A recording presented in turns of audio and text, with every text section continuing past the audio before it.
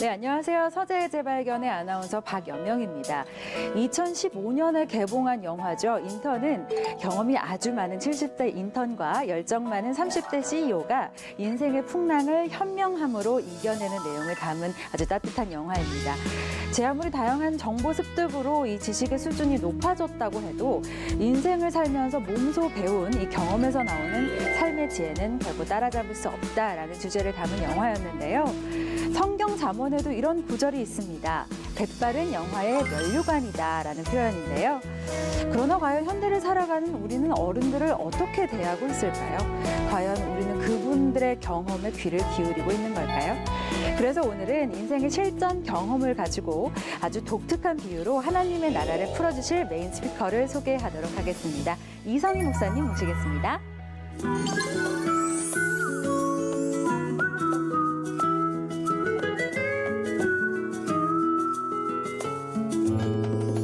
네, 이성희 목사님 오셨습니다. 안녕하세요. 안녕하세요. 반갑습니다. 네, 목사님 반갑습니다. 네. 야, 지난 시간에 이어서 오늘도 또 두 번째 책을 소개를 해주실 텐데 오늘은 우리 목사님 의상도 그렇고 좀 더 편안하게 좀 오신 것 같습니다. 안경도 벗고. 네, 그렇습니다. 오늘은 조금 더 우리와 조금 친숙한 주제를 가지고 하나님 나라의 이야기를 풀어주신다고 들었는데 저희가 사실 오프닝에서 인생에 대한 이야기를 좀 해봤어요. 근데 인생을 사람들이 참 여러 가지 비유를 하잖아요. 마라톤에도 비유하시고 또 뭐 여러 가지 비유들이 있는데 우리 목사님은 이곳의 인생을 비유하신다고 들었어요. 우리가 인생이라고 하는 것은 신앙적인 관점에서 볼 때에 하나님의 나라 향해서 매일매일 가는 걸음, 그 풋스텝. 예. 그 걸음을 걷는 거죠.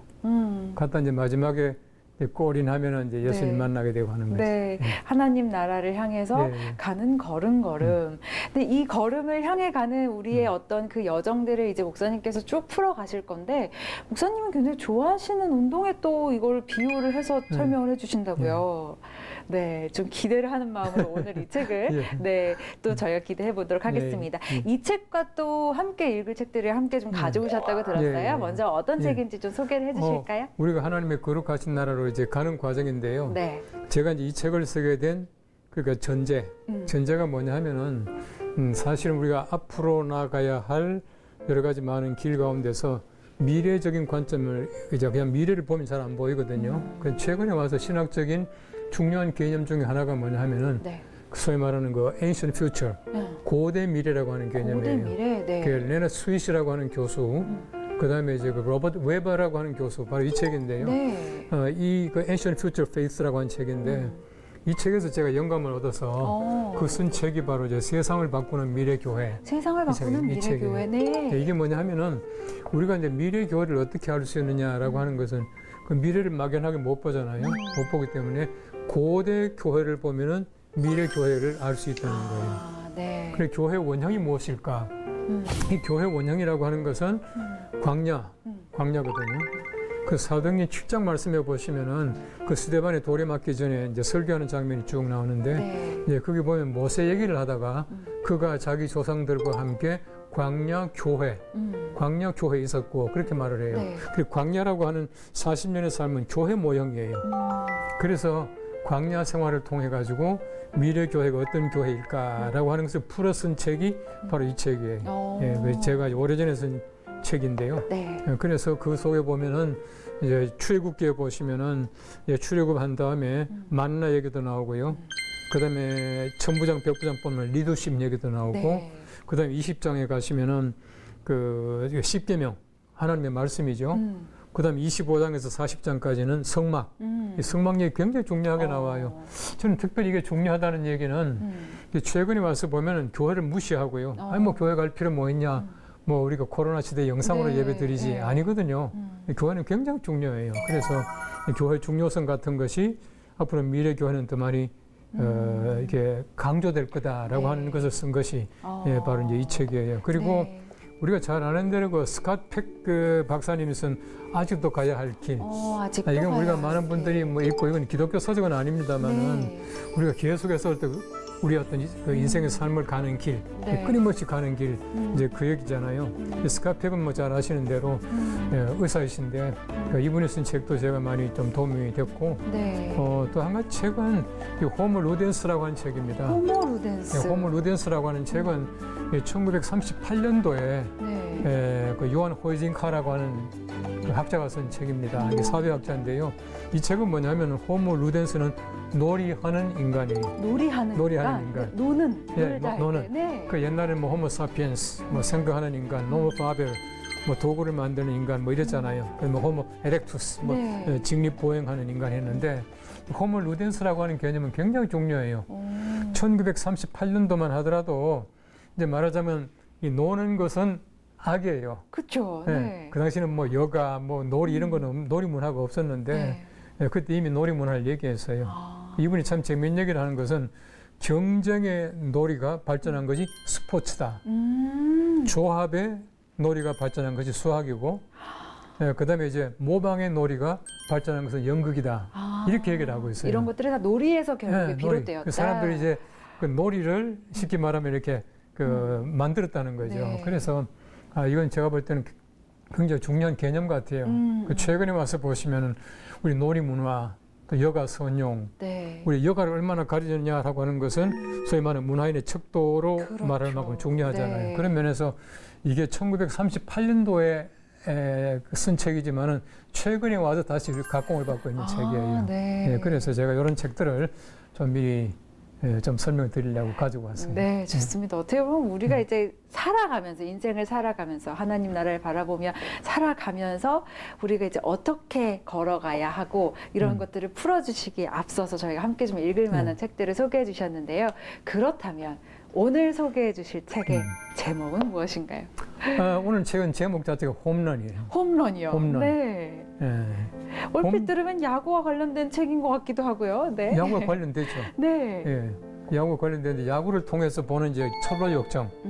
우리가 하나님의 거룩하신 나라 가는 과정을 야구를 이제 빗대어 가지고 주로 이제 푸른 책이죠. 네, 네. 책이고 이 홈런이라고 한 책은 뭐 제가 부족하지만은 이제 제 저술 40번째 책이에요.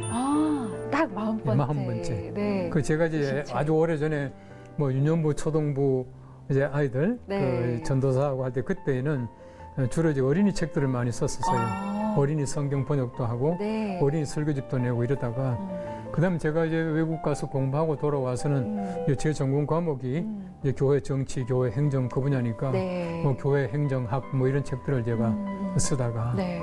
그다음에 제가 이제 교회 부임해가지고 목회 시작할 때가 1990년도예요. 제가 미국에서 돌아올 때가 88년도고 네. 돌아와서 보니까 많은 사람들이 하는 얘기가 21세기는 어려워진다는 거예요. 교회가 어렵다. 네. 사람들이 안 온다. 심지어 뭐 교회가 망한다. 얘기가 나오길래 제가 이제 목회 막 시작하는 40대 초반의 젊은 목사 입장에서는 의심스럽기도 하고 기분도 나쁘더라고요. 왜 내가 목회할 때 교회가 자꾸 어렵다 그러냐. 왜 망한다고 그러냐. 그래서 제가 속으로 뭐라 했냐면은 네. 망해도 이유는 알고 망하죠. 네. 이유는 좀 알아야지. 그리고 이런 나서는 마음으로. 네. 미래학책을 보기 시작을 했죠. 근데 그때 미래학책을 얼마나 열심히 봤냐 하면은 제 눈에 띄는 미래학책은 거의 다 봤어요. 무지하게 많이 미래학과 봤어요. 관련된 네. 앞으로 어떻게 될 것인가. 네. 그런데 재미있는 거는 한 3권, 4권만 정독하고 나면은 나머지 책들은 설렁설렁 봐도 다 알아요. 이제 그만큼 이제 중요합니다. 아주 처음에 몇 권 정독하는 게 굉장히 중요하거든요. 네. 이제 그렇게 해서 이제 책을 쭉 보다 보니까 아무래도 미래학에 관한 책을 많이 썼죠. 네. 그때 왜 미래학 책을 쓰기 시작했냐면은 사실은 내가 알고 내 목회에 좀 흔히 말하는 써먹기 위해서 네. 제가 적용을 이제 하기 위해서. 네. 미래 공부를 시작을 했는데 하다 보니까 이건 저 혼자만 할 얘기가 아니더라고요. 모든 사람이 다 해야 될 문제고 앞으로 이제 통합 사회가 되면은 네. 우리 교회만 잘 되면 되는 게 아니잖아요. 그렇죠. 모든 교회가 잘 돼야 되기 때문에 이제 급한 마음에서 책도 쓰고 강의도 하고 이러다 보니까 뭐 미래 공부를 좀 했죠. 네. 그러다가 미래 사회와 미래 교회, 미래 목회 대예언 뭐 이런 책들을 이제 쭉 쓰기 시작했죠. 근데 그러다가 이제 미래 공부를 쭉 하다 보니까 미래 교회에 대한 해답이 안 나와요. 잘 보시면은 네. 다시 말하면 미래학이라고 하는 것은 미래 사회에 대한 진단이에요. 네. 진단 이러할 다음에 것이다. 뭐가 나오죠?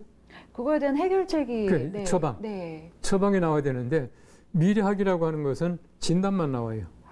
그래서 미래에 관한 진단을 미래학을 통해서 하고 그다음에 가만히 보니까 처방이 무엇인가 제가 공부하다 보니까 영성이더라고요. 영성. 영성. 예, 그래서 영성이 바로 이제 이거 해답이다 해가지고 영성 공부를 또 했죠. 네. 혼자서. 네, 네. 뭐 영성사 쭉 공부를 하다가 이제 그러고 나서 이제 제가 영성 또 책을 또 여러 권 썼습니다. 네. 제가 이제 영성 공부하기 위해서 그 애굽의 그 사막의 수도원 같은 수도원 영성의 향기, 뭐 침묵의 은총, 영으로 걸으라, 네. 뭐 등등 영성 책을 또 이제 쓰기 시작을 네. 했죠. 이제 그러다가 최근에 와가지고는 이제 홈런까지 오게 됐어요. 홈런까지 오시게 되네. 돌아 이제 홈런까지 왔어요. 어떻게 보면 홈런은 제목으로 봤을 때는 또 많은 분들이 굉장히 재미있어 하실 것 같고 관심 있어 하실 만한 주제예요. 그러니까 말하자면 하나님 나라로 가는 그 여정을 야구에 비유를 해서 풀어 쓰신 건데 그럼 목사님 야구도 좋아하신다고 들었어요. 예, 야구를 상당히 좋아하죠. 아, 네. 지금도 가끔 야구를 좀 즐기세요, 한 번씩? 야구도 즐기고 네. 즐길 뿐만 아니라 이제 네. 야구 시즌 끝나면 저는 좀 삶의 재미가 적어요. 아, 야구 시즌이 네. 진행될 때는 네. 조금 삶의 재미를 좀 더 4월 달이 느끼시고. 오기를 기다리고 있어요. 지금 또 따뜻한 봄이 예. 4월이 오기를 또 기다리시는. 그렇다면 우리 목사님께서 좋아하시는 야구 이야기 그리고 야구 이야기를 어떻게 풀어가실지 저희가 또 기대가 되는데요. 그러면 홈런 그 여행 속으로 함께 떠나보도록 하겠습니다.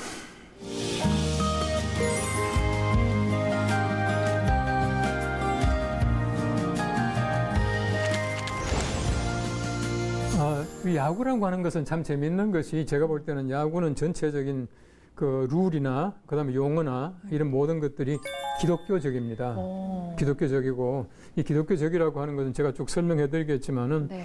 다른 경기는 모르지만 야구라고 하는 것은 분명히 예수 믿는 사람이 기독교인이 만들었을 것이다 라고 하는 것이 제 속에는 확신이 와요. 네. 그다음에 참 재밌는 것은 야구의 모든 룰이 기독교적일 뿐만 아니라 한국에 야구가 들어오잖아요. 네네. 야구 들어올 때 질레트라고 하는 선교사가 처음에 가지고 들어옵니다. 네네. 선교사를 통해서 야구가 한국에 전래되고 한국의 최초의 야구단이 YMCA 야구단. 그 영어도 나왔죠. 네, 그 송강호 씨 맞아요. 나오는 영화. 네. 그 YMCA 야구단이었고 그런 면에서 볼 때에 이 야구라고 하는 것은 우리 기독교인들을 꼭 알아야 되는. 네. 그 저는 이제 재밌는 얘기로 그럽니다. 기독교인들은 야구는 꼭 좋아해야 됩니다. 이제 그렇게 얘기를 하는데 네. 이제 그만큼 야구라고 하는 것은 우리 기독교인들의 모든 그 뭐랄까 우리 어떤 그 삶과 딱 맞는 네, 그런 경기가 바로 야구다. 이제 저는 그렇게 얘기를 하죠. 네. 우선 요 몇 분도 패널도 와 계십니다만은 네. 그 우리 아나운서께서는 네. 야구 몇 명이 하는지 아세요? 야구요. 9명? 9명. 맞나요? 제가 사실 야구를 잘 몰라서요, 목사님. 좀 공부를 했는데, 네. 야구를 9명이 한다라고 하는 것은 이건 네. 틀린 말입니다. 왜 틀린 말이냐면은 야구는 보면은 공격은 혼자서 해요. 그죠? 혼자서 하고 수비는 9명이 합니다. 그렇죠, 네. 그런 면에서 볼 때 야구라고 하는 것은 집단 게임인 동시에 개인 게임이에요. 개인 게임이기도 네. 하네요. 네. 그래서 예를 들어서 축구 같으면은 11대 11. 그렇죠. 그 소위 말하는 쌍방이 숫자가 똑같잖아요. 네. 농구는 5대 5 이렇게 그렇죠. 나오거든요. 근데 야구는 9대 1이에요. 그 예를 들어 가지고 그 9명이 야구한다고 해서 9사람이 전부 방망이 들고 줄 서는 거 아니잖아요. 네. 9사람이 수비하고 혼자서 그 방망이질을 한다고요. 이거는 뭐냐면은 우리 교회 모습이에요. 지금 교회를 잘 보시면 교회라고 하는 것은 단체 게임이면서 동시에 개인 게임이에요. 우리가 하나님의 거룩하신 나라 간다라고 할 때에 교회라고 하는 단체 굉장히 중요합니다. 심지어 가톨릭 교회에서는 교회 밖에는 구원이 없다라고 말할 만큼 이 교회 권위, 교회가 중요하거든요. 네. 우리 지금도 마찬가지잖아요. 교회 가야 또 함께 성도의 교제를 나누고 그렇죠. 교회 가야 은혜를 받고 교회라고 하는 어떤 공동체, 이 공동체 생활이 굉장히 중요하거든요. 최근에 와서 우리가 영상으로 예배를 드리고 교회를 못 가게 되니까 이 교회 어떤 모임이나 교회라고 하는 것을 이 사람들이 좀 이전보다 생각을 달리하는 것 네, 같아요. 네. 저는 그렇게 하면 안 된다고 봅니다. 중요하지 않다고 생각하는 사람들이 많은 것 같아요. 네. 왜 그러냐 하면은 꼭 교회 가서 설교 듣는 게 아니거든요. 성도의 교제가 굉장히 중요합니다. 왜냐하면은 성도의 교제라고 하는 것은 우리가 사도신경 고백할 때도 한 대목이 들어가요. 성도 간에 서로 교통함과 들어가잖아요. 네, 그렇죠. 우리 신앙 고백에 들어갈 만큼 중요한 것이 성도의 교제라고요. 교제. 이 단체 게임이에요. 예를 들어서 우리 교회가 잘 돼야지 내 신앙이 성장해요. 한국교회 전체가 잘 돼야 네. 우리 개인의 어떤 신앙이 성장할 수가 있어요. 근데 우리 교회가 잘 안 되면은 내 신앙 성장하지 못해요. 그래서 우리가 단체, 교회, 그다음에 내 개인 참 중요하다는 것이거든요.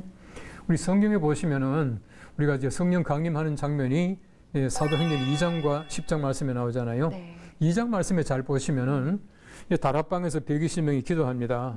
그때 성령께서 강림하는 장면이 재밌습니다. 네. 우리 성령론 신학에서도 굉장히 중요한 장면이거든요. 이렇게 얘기를 하고 있습니다.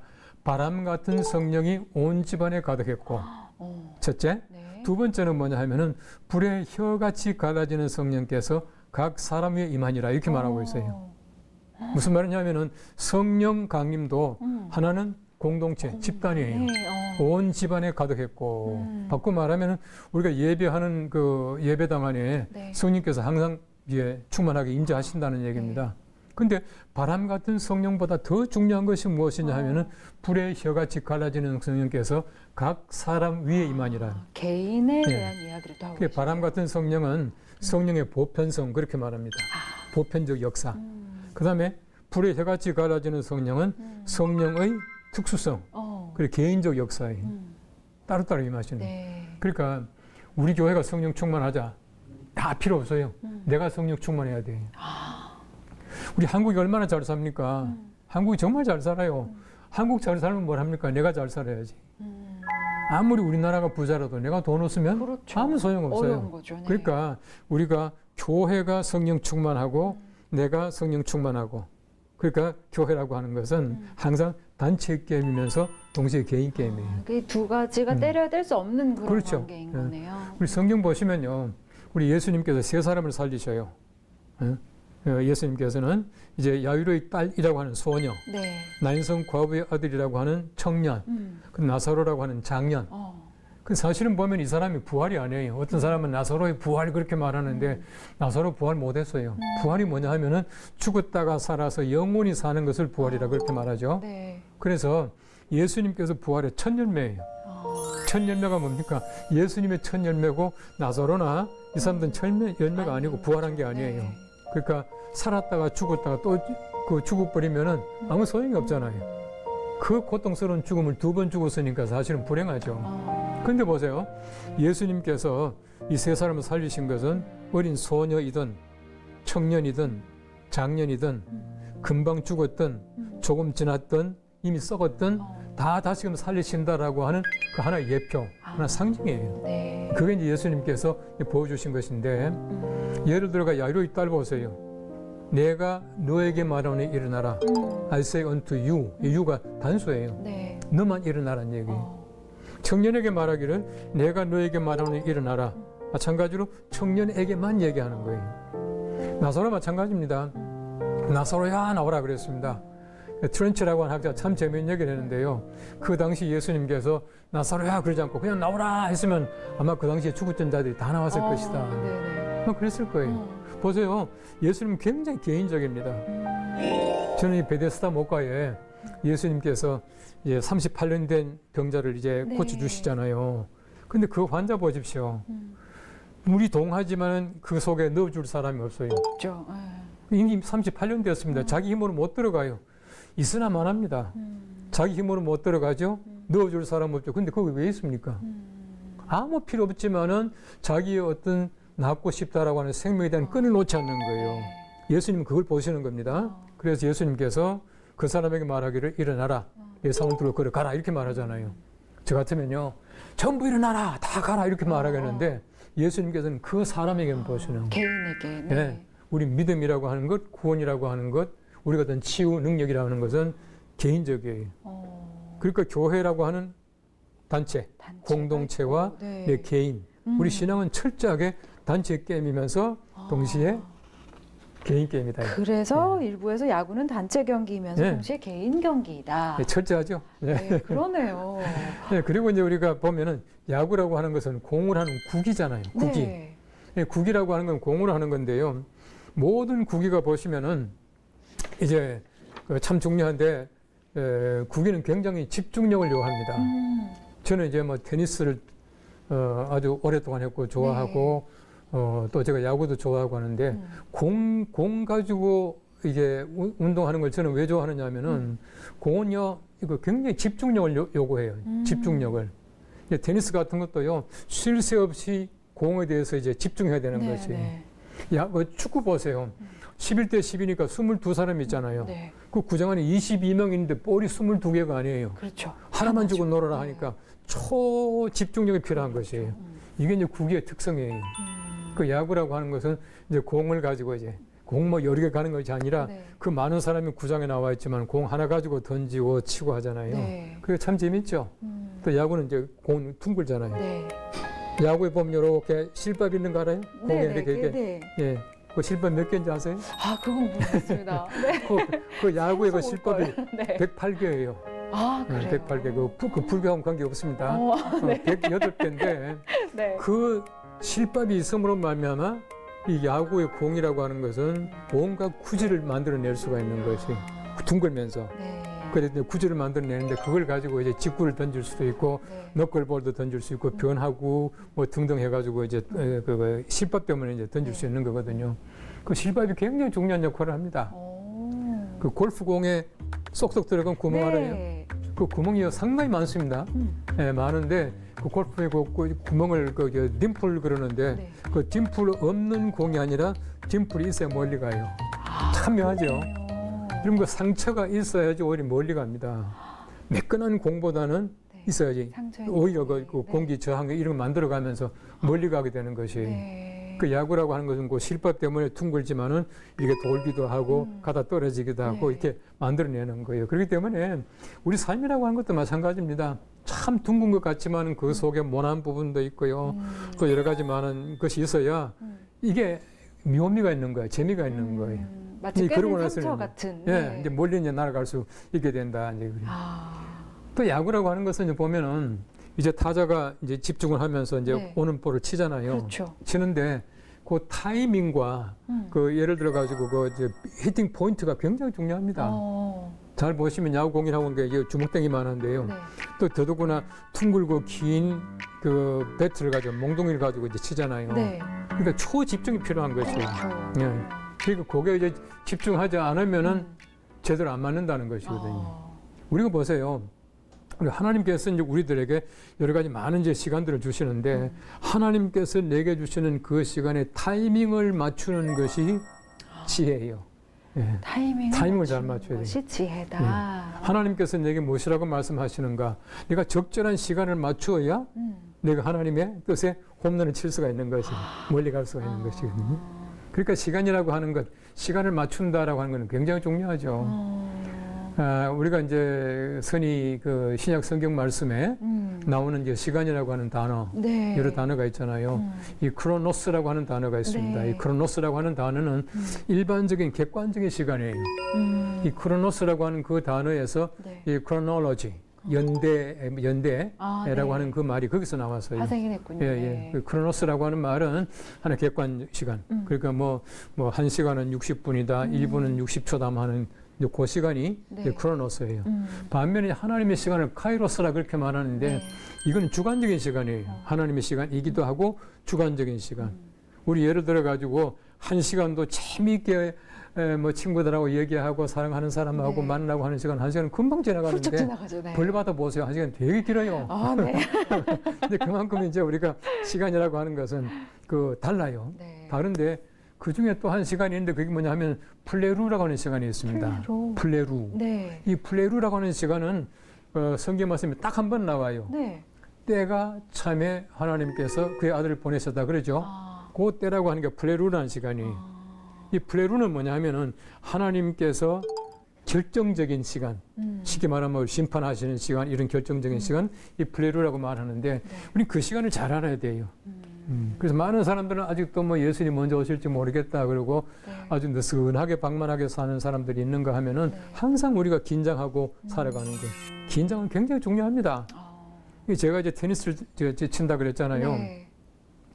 이 테니스 라켓을 보시면은 줄을 매놓죠. 네. 그 줄 팽팽하게 만드는 그 강도를 뭐라 그런지 알아요?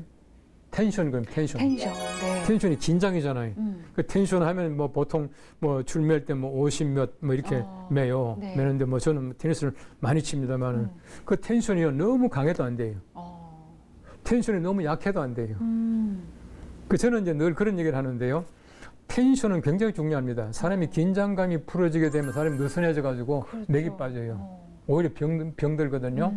텐션이 도가 넘으면 이게 스트레스예요.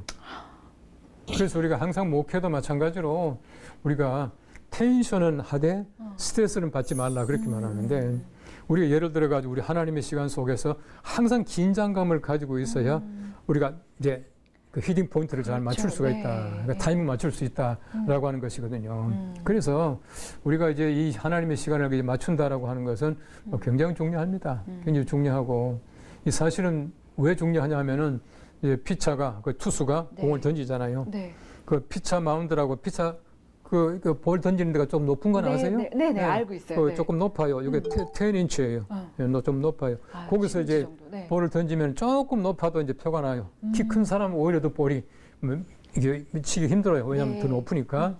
근데 거기서 그 이제 그 피차가 볼을 던져서 이게 뭐 포수까지 오는 거리가 60인치인데요. 그 오는 시간이 0.4 내지 0.5초예요. 1초도 안 걸려요. 그러니까 초집중하지 않으면 이게 안 맞아요. 그렇죠. 타임을 못 맞추는 거예요. 그러니까 뭐 타이밍이 늦습니다. 그런 말을 하잖아요.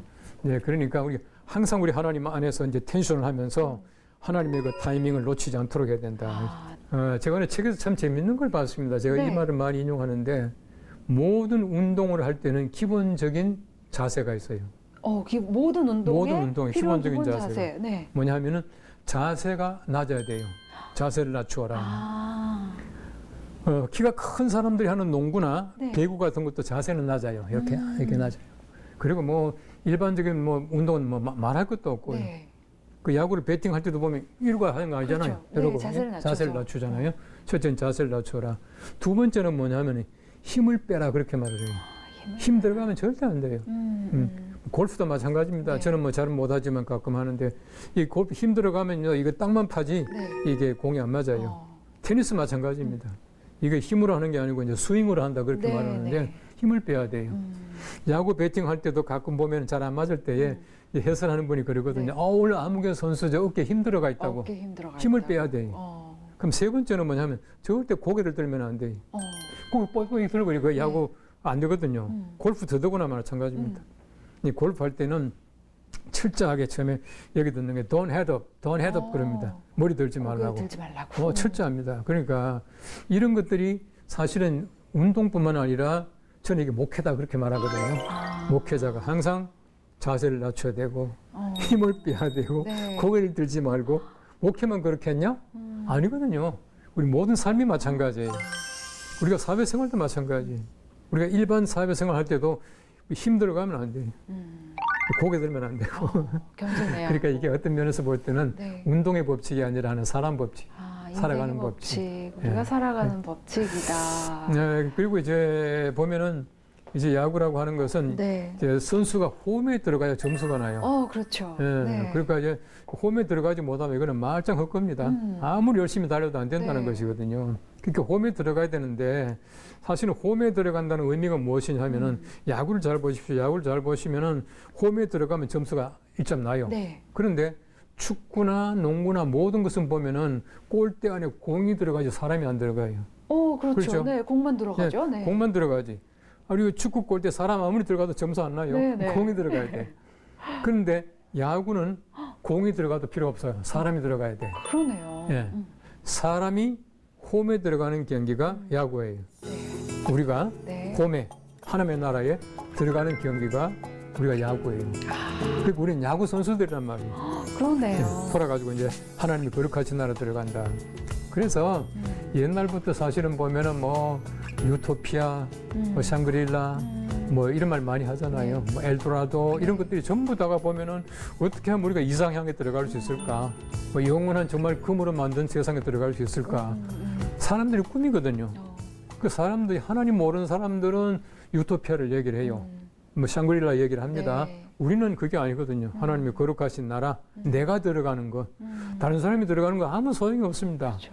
내가 들어가야 내가- 점수가 나요. 네. 이제 이게 바로 이제 우리의 점수다. 이제 그렇게 말할 수가 있죠. 그런데 하나님께서는요, 모든 사람이 다 들어가는데 절대 인색하지 않아요. 참 재미있는 거는요, 이 노아의 방주가 이제 사람들의 구원선이다 뭐 이렇게 많이 말하잖아요. 네. 그 잘 보십시오. 노아의 방주 처음에 뚝딱뚝딱 이제 방주를 만들어요. 근데 6장에서부터 이제 창세기 6장에서부터 9장까지 만드는 장면 쭉 나오는데 자세히 읽어보십시오. 읽어보시면은 굉장히 중요한 말이 나옵니다. 마찬가지로 출애굽기 25장에서부터 성막 만들 때 똑같은 말이 반복이 돼요. 네. 무슨 말이냐면은 노아가 여호와의 말씀대로 준행하였더라. 하나님께서 창문 내라. 하나님 말씀대로 냈다는 거예요. 하나님께 창문 내라 한다는 게 없애버리고 2개 내라, 3개 내고 이게 아니고 말씀대로 하신 대로. 방주를 지었다는 거예요. 성막 보세요. 모세가 여호와의 말씀대로 준행하였더라. 또 나와요. 성막도 마찬가지입니다. 하나님께서 만드신 소위 말하는 양식대로 만들었다는 거거든요. 네. 방주를 다 만들었어요. 그냥 문을 만들었죠. 방주 문을 만들고 이렇게 열었어요. 누가 엽니까? 노아가 엽니다. 잘 보세요. 노아가 열어놔요. 근데 문을 이제 마지막에 이제 모든 동물들이 다 들어와요. 다 들어오는데 재밌는 얘기가 참 많이 있습니다. 그 릭 워렌이라는 네. 분 있지 않습니까? 그분이 참 재미있는 얘기를 해요. 그분 책에 보면은 제일 마지막에 보니까 이제 그 제일 이렇게 느린 게 오더랍니다. 그 이제 느린 게 달팽이가 끈기 있게 마지막에 왔다 그렇게 말을 해요. 네. 제가 한번 그 미국의 그 밀레니엄 티어터라고 하는 데 가서 노아라고 하는 뮤지컬을 보는데 네. 제일 마지막에 보니까 동물들이 다 들어가는데요. 네. 아무것도 없는 거예요. 한참 있다 보니까 훈련을 어떻게 시켰는지 거북이 오더라고. 그러니까 네, 한참 있다가 네네. 거북이 들어갈 때까지 문이 안 닫히는 거예요. 그 마지막에 문이 닫힐 때는 그냥 꽝 하고 닫혀요. 성경 말씀 보십시오. 문은 하나님이 닫으셔요. 사람이 닫으면 다 왔냐고 닫아버릴 텐데 네. 하나님께서는 제일 끝에 오는 달팽이 또 이제 그 거북이를 기다리고 계시는 거예요. 이게 이제 하나님 기다리신다. 그래 문은 제일 마지막에 모든 사람이 다 이제 홈에 들어올 때까지 기다리신다라고 하는 그런 이제 상징이죠. 참 재미있는 얘기예요. 네. 야구는요 보시면은 이제 홈에서 출발해가지고 1루, 2루, 3루 갔다가 다시 이제 홈에 들어가요. 네. 야구는 참 재밌는 것이 홈에서 출발해서 홈에 들어가요. 네. 우리가 어디서 왔습니까? 홈에서 왔잖아. 네. 우리 본향이라고 그러지 않습니까? 본향이 뭡니까? 원래 고향. 우리가 홈에서 와서 우리 한 바퀴 돌고 홈에 들어가는 그 게임을 하는 거예요. 그렇기 때문에 야구라고 하는 것은 홈이 출발이고 다시금 사각을 돌아서 이제 홈에 들어가는 게임이다. 이제 그렇게 말하는 거죠. 성경 말씀에 보시면은요, 이제 야구 같은 그런 장면들이 굉장히 많이 나와요. 모든 사람이 다 고향으로 돌아갔고, 네. 본향으로 돌아갔고, 자기 아비의 집에 돌아갔고, 다 돌아가는 얘기잖아요. 이 돌아가는 얘기가 성경 말씀이 이제 전체로 나오는 것이거든요. 결국 우리가 홈에서 와서 홈에 들어가는 것이에요. 야구가요, 제일 억울한 야구, 이제 제가 볼 때는 억울한 야구. 안타를 많이 치고 네. 잔루가 뭔지 아시죠? 그 잔루요? 루상에 이제 선수가 나가 있다가 네네. 이게 점수가 못 나고 죽어버리는 그냥 거예요. 네네. 그 잔루라 그럽니다. 그러니까 안타가 많고 잔루가 많은데 진 게임이 제일 억울한 거예요. 야구는요, 아무리 안타를 많이 치고 잔루가 많아도 필요 없어요. 홈에 못 홈에 들어오면은 들어가요. 이거는 점수 안 나는 거예요. 그런 경기가 허다합니다. 네. 그 잔루가 많고 이제 진 경기가 참 많다는 거죠. 네. 그 홈에 들어가야지 된다 하는 것입니다. 그 천상병 시인의 네. 귀천이라는 시 있죠. 나 돌아가리라. 네, 나 돌아가리라. 나는 그 시를 좋아하고 천상병 씨가 제가 목회하던 연동교 교인이었었어요. 그러셨어요? 옛날에. 네. 그래서 저는 그럼 돌아가시고 나서 이제 그 부인이 하는 귀천이라고 하는 그 커피숍에 가서 자주 얘기도 하고 했는데 그거 보면은 이제 그 천상병 시인이 참 재밌는 얘기를 합니다. 아름다운 이 세상 소풍 끝나는 날 가서 아름다웠다고 말하리라. 저는 그 장면이 너무 좋은 거야. 이 세상에서 우리가 소풍 끝나고 내가 귀천 네. 하나님 나라 갈 때 내가 재밌었다, 즐거웠다. 그 세상이 얼마나 즐겁겠어요. 이 소풍 같은데 우리 설레는 마음을 가지고 우리 결국은 돌아가는 것이거든요. 네. 내가 하늘 나 돌아가리라 돌아간다는 것입니다. 실제로 보면 우리가 이제 구약 출애굽기라고 하는 것은 돌아가는 얘기잖아요. 이제 쉽게 말하면 가나안 땅으로 들어가는 얘기거든요. 네. 출애굽해가지고 가나안 땅으로 쭉 들어가는 얘기가 바로 이제 그 얘기인데 출애굽기가 끝나고 나서 여호수아 3장 말씀에 보시면은 가나안 땅에 들어가는 본격적인 얘기가 나와요. 예, 그 가나안 땅 들어가는 여호수아 3장 말씀에 나옵니다. 네. 근데 들어갈 때 3장 말씀에 보시면 두 가지를 얘기합니다. 여호수아가 이제 아침에 일어나 가지고 백성들에게 너희는 그 제사장이 법궤를 메고 요단강을 밟는 것을 보고든 줄을 서 있다가 들어가라. 그렇게 말을 해요. 또 한 가지는 뭐냐면은 너희는 스스로 성결하게 하라. 그렇게 말합니다. 이 두 가지를 가나안 땅에 들어가기 전에 여호수아가 백성들에게 먼저 얘기를 합니다. 네. 첫째는 뭐냐면은 언약궤를 절대 앞장서지 말라. 제사장들이 법궤를 메고 있으면은 그 뒤를 줄을 서 있다가 들어가라 그래요. 여기 성경 보시면요. 출애굽할 때는 순서가 없어요. 빨리 먹고 나가는 겁니다. 너희 서서 먹어라, 빨리빨리 나가라. 네. 그래서 순서가 없잖아요. 네. 그러나 가나안 땅에 들어갈 때는 순서가 있어요. 순서가 있네요. 그래서 줄을 서 있다가 절대로 법궤를 맨 제사장을 앞장서지 말고 이 말은 무슨 말이냐면은 하나님의 말씀을 앞장서지 말고 네. 뒤따라 잘 가라. 그다음 또 한 가지는 성결하게 하라, 거룩하게 하라는 얘기거든요. 항상 우리가 모든 것을 거룩하게 만들어 가야 돼. 적어도 우리가 요단강 건너서 가나안 땅에 들어갈 때는 거룩한 모습으로 들어가야 된다. 그래서 모든 것을 거룩하게 만들어 가야 된다. 이 거룩하다라고 하는 말이 카도시라고 하는 말인데 이 잘라내다는 뜻이에요. 컷오프, 잘라내다는 뜻인데 우리가 쓸데없는 것들은 빨리빨리 잘라내는 것이 거룩하게 되는 것이고 잘라내야 가나안 땅에 들어갈 수 있는 자격이 생겨요. 거룩하게 만들어가는 것이. 제 책에도 이제 커피 얘기를 좀 썼습니다만 저는 네. 또 커피를 뭐 상당히 좋아하는 편입니다. 네. 그냥 커피를 안 마시면 입안이 좀 가시가 돋을 만큼 네. 이제 좀 맛있는 커피를 골라서 이제 마시고 제가 이제 드립해서 마실 정도로 좋아하는데요. 네. 커피는 참 재밌습니다. 16세기에 이디오피아에서 처음으로 발견이 돼요. 처음으로 발견이 되는데 처음으로 발견된 그 커피를 예멘에 있던 그 이슬람 수도사들이 이디오피아에 와서 이거를 이제 뭐죠 밀수에서 가지고 갑니다. 네. 가져가서 예멘에서 집단 농장을 하죠. 집단 농장을 해가지고 이제 커피가 소위 말하는 이제 집단 생산이 되기 시작하는데 이 유대 사람들이 얼마나 장사에 빠른지 이 커피를 이제 그 이탈리아로 수출을 해요. 네. 그 과정에서 보면은 이 이슬람 사람들은요 이 커피를 뭘 했냐 하면은 밤에 야간 기도 시간에 이제 커피를 마시는 거예요.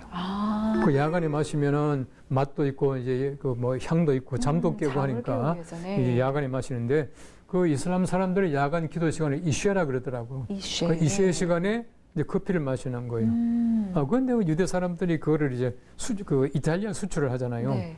근데 그 이탈리아로 수출한 아라비아 반도 제일 남단에 그 공항, 공항이래. 그 항구 이름이 뭐냐 하면은 모카예요. 모카는 커피가 아닙니다. 항구 이름입니다. 그렇군요. 예. 그래서 이제 모카 향을 항해서 이제 그 커피를 이탈리아로 가져갔어요. 네. 가져갔는데 이탈리아 가져가다 보니까 자연스럽게 이제 그 가톨릭 수도사들이 그걸 마셨는 거예요. 처음에는 마시다 가만히 이제 소문을 듣고 보니까 이슬람 음료잖아요. 근데 그 당시에는 이슬람 음료를 이교도의 음료 혹은 그 악마의 음료라 그랬어요. 그 자기들이 악마의 음료를 마셨다니까 얼마나 놀랐겠어요. 그렇죠. 그러니까 이제 이걸 가지고 이제 교황한테 가는 거예요. 네. 교황한테 가서 이실직고를 합니다. 우리가 이거 악마의 음료를 마셨습니다. 어떻게 하면 좋겠습니까? 근데 교황이 보니까 벌써 향이 이게 애들 말로 장난이 아니잖아요. 네. 그러니까 교황이 내가 마셔보고 판단하겠다. 해가 마셔보니까 실제로 좋거든요. 그 교황이 이걸 갖다가 이제 그냥 버리긴 아깝고 하니까 커피를 다 모아라. 다 가지고 왔어요. 다 가지고 와서 그 커피에다가 세례를 베풀었습니다. 오, 세례를요? 커피에다가. 네. 커피에다 세례를 베풀어 놓고는 교황이 선포를 합니다. 이제부터는 커피가 세례를 받고 거룩하게 되었으니까 마셔도 괜찮다라고 선포를 해줍니다. 그때부터 사실은 서방 세계, 우리 기독교 세계에서 커피를 마시기 시작하는 거예요. 그 전까지는 안 마셨어요. 그렇군요. 이거는 야사가 아니고요.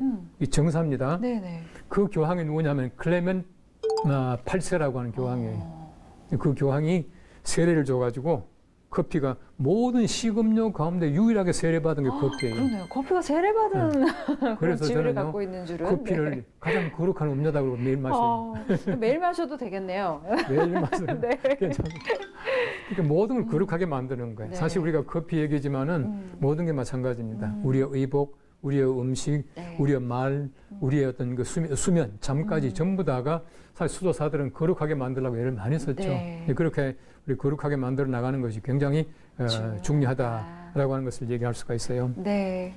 실제로 보시면요, 이제 우리가 이제 홈에 이제 들어가는 과정에서 야구는 참 재미있습니다. 네. 왜 재미있냐면은 내가 이제 이게 골 쳤잖아요. 네. 쳤는데 지금 루상에 우리 편이 있어요. 네. 우리 편이 이제 가서 1루에 있지 않습니까? 있는데 내가 친 볼이 우리 편이 맞으면 그 사람이 죽어요. 네, 아웃되죠. 네, 아웃돼요. 죽어요. 근데 보세요. 이게 무슨 말이냐면은 내가 절대 우리 편 맞히지 말라는 얘기. 교원들끼리 싸우지 말라는 얘기입니다. 간단하게 말하면. 네.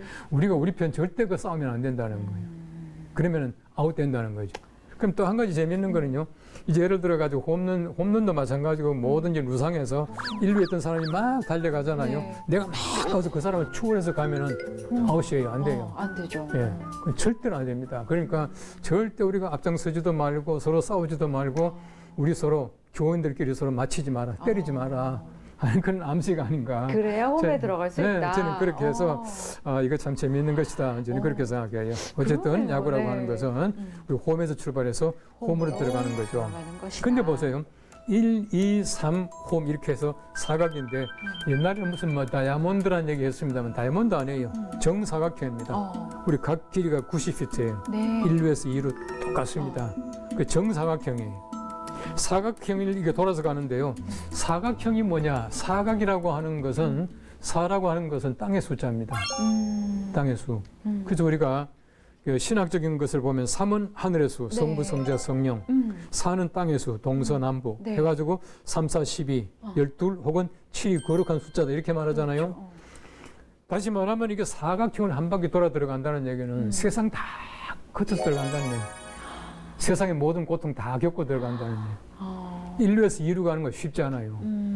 2루에서 뭐 3루 가는 건 물론 쉽지 않습니다. 네. 다 돌아서 들어가는 것이 바로 야구다. 그렇게 말하는 거예요. 근데 세상에요. 모든 고난을 다 겪어서 홈에 들어가는 것이 야구 경기예요. 그리고 세상에 와서 보십시오. 얼마나 고난이 많습니까? 네. 그리고 고난 다 겪고 나서 마지막에 들어가는 것이거든요. 3루까지 가도 필요 없어요. 3루 가서 홈에 못 들어가면 말짱 헛건데요. 그렇죠. 그리고 우리가 이제 모든 걸 다 돌아서 홈에 들어가는 것이 바로 이 성경 말씀이 가르치고 있는 우리 세상에서의 하나님의 거룩하신 나라로 이제 가는 것이다. 들어가는 과정이다. 우리 세상의 삶을 보십시오. 세상은요 항상 바람이 있어요. 풍랑이 있어요. 예수님의 제자들이 예수님과 함께 배 타고 갔지만은 예수님과 함께 가는 배도 풍랑이 일어나잖아요. 네. 예, 우리가 죽게 된 것을 돌아보지 않습니까? 이러잖아요. 죽기는 왜 죽습니까? 예수님 함께 계시는데. 예수님께서는 물 위에 둥둥 떠서 주무셨어요. 그런데 예수님께서는 이제 잔잔케 하셨다. 이 말은 뭐냐면 예수님과 함께 가도 풍랑도 있고 파도도 있고 죽을 만큼 고생해요. 함께 가도. 그 다음에 예수님께서 오병이어 기적을 베푸신 다음에 너희가 먼저 건너편으로 가라. 배 타고 가잖아요. 가지만 못 건너가죠. 가면서 얼마나 고생합니까? 성경 보시면은 밤 4경에 예수님께서 걸어오셔요. 물 위로 걸어오십니다. 그때 사람들 유령이다 그렇게 말하잖아요. 베드로가 좀 나은 줄 압니까? 똑같아요. 베드로도 예수님을 인정 못한 겁니다. 왜냐하면 성경 보세요. 만일에 주님이시거든 이렇게 말을 해요. 그 예수님 좀 몰랐다는 믿은 얘기거든요. 거죠. 네. 예, 그러니까 예수님 말씀 듣고 나가도 풍랑이 있어요. 아니 예수님께서 가라 해서 가면은 순종해 가면은 좀 풍랑 없이 해줄 것이지. 그렇잖아요. 저희 마음 그렇죠. 네. 네. 그러니까 우리가 세상 살아가는 것은 항상 풍랑이 있어요. 그 풍랑 가운데서 우리가 홈에 이제 들어가는 것이. 네. 그 다음에 이제 우리 홈런이라고 하는 게 있는데요. 홈런이라고 하는 것은 한꺼번에 도는 거잖아요. 네. 그래서 참 재미있는 거는요. 홈런이라고 하는 것은 내 실력도 실력이지만은 상대방의 도움이 되게 많아요. 예. 우리가 하나님의 나라에 단숨으로 간다라고 하는 것은 굉장히 많은 사람의 도움이 있어야 가능합니다. 더더구나 이 소위 말하는 그 인사이드 파크 홈런이라는 게 있습니다. 그게 뭐냐면은 담장 넘어가지 않고 볼이 떼올 때 얼마나 굴르고 실수함으로써 한 바퀴 도는 게 있어요. 이거는 굉장히 드문 홈런이에요. 근데 이거는 상대방 다시 말하면 수비수가 실수하지 않으면요 절대 인사이드 파크 홈런은 나올 수가 없어요. 우리가 마찬가지입니다. 대개 보면은 이제 그 투수가 홈런을 왜 맞냐 하면은 소위 말하는 실투, 그 잘못 던져가지고 홈런 맞는 게 되게 많아요. 네. 그렇기 때문에 우리 상대방의 실수를 하면 홈런이 많이 있거든요. 우리 사람이 살아간다는 게 그런 것 같아요.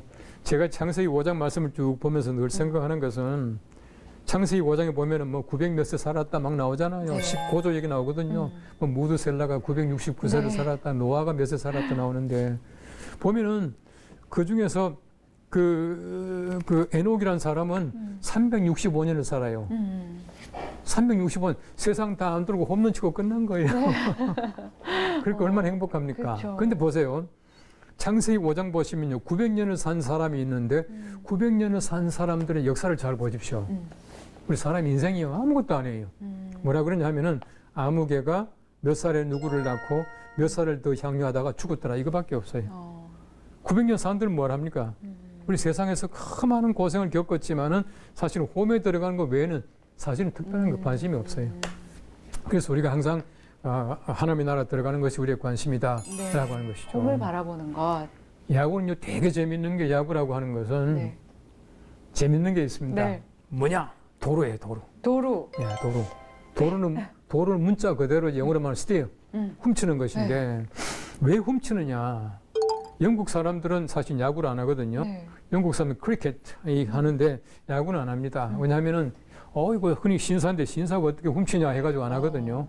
안 하는데 사실 도구는 굉장히 재밌는 겁니다. 왜냐하면은 왜 훔치느냐 하면은 어떻게 하든지 훔쳐가지고 1루에서 2루 가고 2루에서 3루 가고 해가지고 홈에 들어가겠다라고 하는 열정이에요. 이 성경 말씀을 보시면요 참 재밌는 것이 마태복음 11장 12절 말씀에 세례 요한의 때부터 지금까지 천국은 침노를 당하나니 침노하는 자는 빼앗느니라.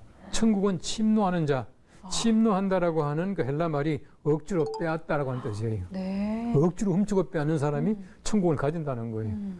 적어도 천국 가지기 위해서는요 좀 욕심을 내고 좀 빼앗고 이렇게 해야 돼요. 느슨하게 살아가는 게 아니거든요. 네. 그러니까 어떻게 하든지 빼앗아서 홈에 들어가야 된다. 이제 그렇게 말하고 있습니다. 일반적으로 야구를 보시면은 네. 도루 잘하는 사람은 야구 잘하는 사람이에요.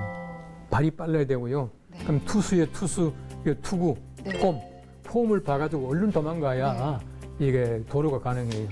그 야구를 잘하는 사람이 이게 도루를 하지. 네. 예, 그렇지 않으면 그걸 잘 못합니다. 그만큼 도루라고 하는 텐션을 것은 가지고 있는 거네요. 네. 그만큼 이제 투수를 잘 알아야 되고 발이 빨라야 되고 네. 그러니까 우리가 적어도 홈에 들어갈 좀 욕망을 가진다면 그 정도는 해야 되잖아요. 그다음에 야구는요 굉장히 중요한 것이 희생이라는 단어가 있어요. 희생, 네. sacrifice. 예. 희생이라고 하는 단어가 나오는 경기 규칙이나 경기 용어는요 야구밖에 없습니다. 그렇죠. 축구나 배구나 어떤 것도 희생이 없어요. 없죠. 네. 야구는 뭐 그 희생 번트라는 게 있고 희생 플라이가 있어요. 네. 희생이 뭐냐 하면은 내가 죽어서 내 편이 사는 거예요. 예? 그러니까 3루에 있을 때 내가 희생 플라이, 나는 죽지만은 우리 팀이 입점 나는 것이에요. 그러니까 내가 죽음으로써 우리 편이 살게 하는 것, 네. 이게 희생이거든요. 그러니까 어떤 경기도 그런 경기가 없어요. 이만수 감독이라고 이제 그분이 우리나라에서는 그 SK 감독하다가 지금 그 라오스에 가서 네. 이제 야구를 새로 이제 야구 팀을 만들고 지금 굉장히 열정적으로 야구 전도사를 해요. 네. 이분이 재밌는 얘기를 했어요. 네. 라오스에 가서 야구가 뭔지 모르는 사람한테 이제 야구를 가르쳐 주는데 제일 어려운 부분이 희생이래요. 근데 내가 죽는데 왜 저 사람이 삽니까? 아무리 얘기해도 그걸 이해 못 한다는 이해가 거예요. 안 되는 거죠. 그리고 불교적인 소위 말하는 생활 배경에다가 야구를 모르기 때문에 희생은 그만큼 중요한 겁니다. 우리 기독교의 기본적인 말하자면 그 용어가 야구 아닙니까? 그만큼 야구는 중요하다. 그 희생은 중요하다라고 하는 것이죠. 그 희생이라고 하는 것은 뭐 우리 기독교에서는 말할 것도 중요한 용어인데 네. 야구가 가지고 있다. 야구. 또 야구라고 하는 건 재밌는 게 구원이라고 하는 용어가 나와요. 그렇죠. 뭐 구원 투수. 구원 투수 네. 나와요. 예. 그러니까 야구는 구원하는 투수가 있어요. 희생과 구원이라고 하는 용어는 사실은 보면 야구밖에 없습니다. 그러니까 우리 기독교인이 만든 게 분명하죠. 그렇죠. 사실 희생, 구원, 그래서 네. 기독교적인 용어잖아요. 예, 가장 네. 중요한 용어를 이제 야구는 네. 가지고 있다는 거죠. 그래서 야구라고 하는 것은 바로 이 구원이라고 하는 용어를 가지고 있는데 우리 그 기독교인들이 달려가는 목적이 뭐냐? 구원이거든요. 홈에 들어간다는 것이 바로 구원받는다는 얘기거든요. 구원받은 자는 홈에 들어갈 거고 홈에 들어가는 자는 구원받게 된다. 그래서 우리가 이제 구약 성경 말씀 보시면 요단강 건너서 가나안 땅에 간다라고 하는 것이 하나의 구원을 상징하는 하나의 예표로서 얘기하는 것인데 이 사실은 보면은 들어간다는 것 자체가 얼마나 중요합니까? 그 잘 보세요. 그 가나안 땅에 들어가서 하나님께서 이미 아브라함에게 약속해 준 땅이잖아요. 약속의 땅이잖아요. 네. 그럼 들어가서 그냥 이렇게 주저앉은 게 아니잖아요. 들어가서 보십시오. 가나안 땅에 들어가서 여리고성 싸우죠. 아이성 가서 싸우지요. 칠족들하고 싸우죠. 바꿔 말하면은 하나님께서 이미 약속하신 천국이라도 네. 우리의 투쟁 없이 우리 세상에 대해 그런 싸움 없이는 절대 우리가 하나님 나라를 얻을 수 없다는 거예요. 이미 약속했지만은 그 정도의 어떤 우리가 그 투쟁, 싸움 가운데서 우리가 이제 얻는다는 것을 얘기를 하고 있어요. 이제 보시면 이 야구라고 하는 것은 끊임없이 감독이 사인을 보냅니다. 가만히 있는 것 같지만 뭐 네. 때때로 뭐 귀 만지고 코 만지고 네. 뭐 이러면서 사인을 보내요. 우리 잘 보십시오. 우리가 하나님의 거룩하신 나라 이제 홈에 들어갈 때까지 우리 감독께서 네. 얼마나 많은 사인을 보냅니까? 수없이 보내거든요. 네. 수없이 보내. 성경 말씀 보시면요, 엄청나게 사인이 많습니다. 이거는 하지 말라, 들어가지 말라, 이거는 먹어라, 먹지 말라, 어떻게 하라, 얼마나 많습니까? 그렇죠. 우리 그 위에 계시는 감독의 사인을 잘 받으면 우리 세상이 편안하고 홈에 무사히 들어갈 텐데 그렇지 않거든요. 네. 그래서 우리 반면에 상대방 감독이 있어요. 그렇죠. 못 들어가게 하는 감독이 있어요. 그 사탄이라는 감독은 또 얼마나 많이 방해합니까? 이런 우리가 감독의 지시를 잘 따라야 무사하게 하나님의 거룩하신 나라 들어갈 수 있다.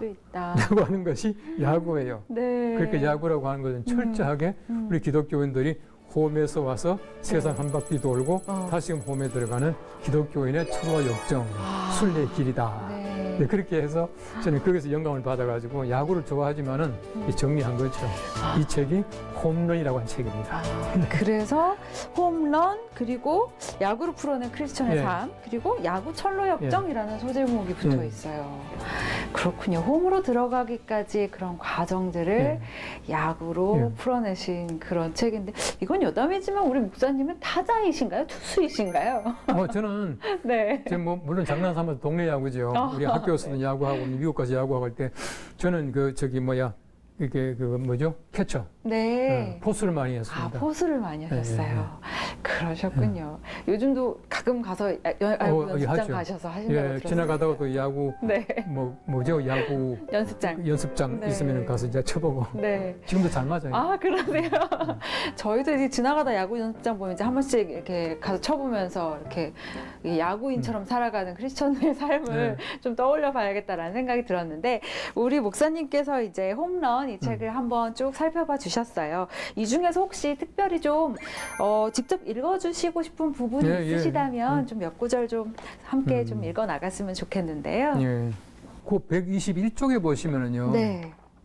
우리가 이제 세상에서 여러 가지 많은 그 고난과 시험이 있잖아요. 네. 이제 물론 제가 쓴 글입니다만은 그래서 예수님이 가르치신 기도에도 시험이 없게 하시고라고 하지 않고 네. 시험에 들게 하지 마시고라고 한다. 세상에서 언제나 누구에게나 시험은 있지만 시험에 들지 않아야 한다. 네. 마르틴 루터는 새가 내 머리 위에 날아가는 것은 어쩔 수가 없지만 내 머리에 둥지를 틀고 앉아 있는 것은 용납할 수 없다라고 하였다. 세상은 언제나 갈릴리와 같이 물결을 일으키고 우리의 삶은 요동치게 하지만 그 물결이 우리 영혼을 요동치게 할 수는 없다라고 했습니다. 네. 홈런, 야구로 풀어낸 크리스천의 삶, 이 책을 통해서 우리 목사님께서 궁극적으로 좀 현대를 살아가는 현대인들에게 전하고자 하는 메시지가 있다면 어떤 좀 중요한 메시지를 전하고 싶으셨는지도 궁금해요. 우리가 이제 하나님의 거룩하신 나라로 이제 들어가는 과정 속에는 별의별 일이 다 있지 않습니까? 네. 그러나 제가 아까도 말씀드린 대로 그 사각을, 그러니까 세상 한 바퀴를 돈다는 것이 힘들지만은 또 하나님께서 함께 하시면 우리가 도울 수가 있고 가장 중요한 그냥 내가 그 미친 듯이 뛰는 것이 아니라 항상 감독의 지시를 받는 거죠. 네. 감독의 지시를 받고 우리가 이제 이게 룰을 다 뛰면 이제 홈에 무사히 들어갈 수 있다. 가장 중요한 것은 뭐냐면은 우리가 하나님의 나라 들어가는 것이에요. 우리 세상에서 우리가 예수 믿는다라고 하는 것은 좀 선하게 살고 도덕적으로 살고 아니거든요. 네. 가장 중요한 것은 우리가 하나님의 나라에 못 들어가면 이게 아무것도 아니거든요. 예수 믿는 것이 헛되지 않습니까? 그렇기 때문에 우리가 하나님의 거룩하신 나라로 들어가는 그 과정에서 감독의 지시를 잘 받고 열심히 뛰게 되면은 그 하나님의 나라에 홈에 무사히 들어가게 될 것이다. 네. 어떻게 보면 이 책을 통해서 이렇게 함께 하신 시청자분들은 야구라는 스포츠가 좀 달리 보이실 거라는 생각도 좀 드는데요. 네. 달리 봐야죠. 네, 달리 보고 네. 우리가 일생에서 가까이 접하는 모든 것들 속에서 또 우리 그리스도인들의 사명에 대해서, 삶에 대해서 한번 생각하는 그런 계기가 되셨으면 좋겠다라는 생각이 들었습니다. 오늘 이성희 목사님 홈런이라는 책으로 함께 해주셨는데 아주 유익하고 또 재미있는 시간이었던 것 같아요. 오늘 예, 또 목사님 편하게 또 설명을 해주셔서 아주 즐거운 시간 감사드립니다. 우리 수고해주신 이성희 목사님께 큰 박수 한번 부탁드릴까요? 네, 감사합니다. 네, 감사합니다. 네, 서재의 재발견, 오늘은 이성희 목사님의 홈런을 함께 읽어봤습니다.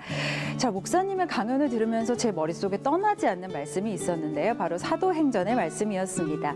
나의 달려갈 길과 주 예수께 받은 사명, 곧 하나님의 은혜의 복음을 증거하는 일을 마치려 하면은 나의 생명을 조금 더 귀한 것으로 여기지 아니하노라. 네, 그렇습니다. 우리가 이 영원한 하나님의 홈으로 들어가는 그날까지 우리는 또 이 땅에서 거룩한 그리스도로서의 이 사명을 감당해야 할 텐데요. 그 사명을 우리 여러분과 함께 감당해 나갈 것을 믿으며 오늘은 여기서 인사드리도록 하겠습니다. 지금까지 시청해주신 여러분 고맙습니다.